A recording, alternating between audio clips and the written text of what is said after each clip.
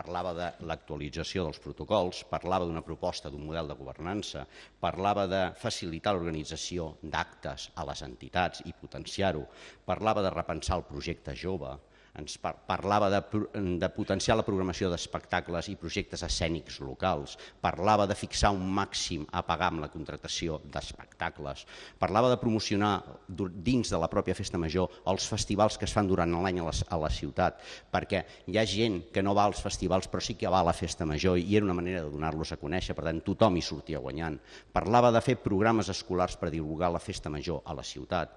parlava de fer una festa major infantil amb actes patrimonials que fos un reflexe del que després fan els grans, que és la millor manera d'enganxar els nens i de que s'identifiquin amb això. Bé, parlava també de preservar la laïcitat de la nostra festa major, de prendre mesures per poder-la preservar i de fomentar la contractació a empreses socials. Era una àmplia proposta en la qual no hi havia només generar grups d'estudi sobre com ha de ser la festa major, que també, això també s'ha de fer, però ja començava a introduir elements de reflexió sobre casos concrets.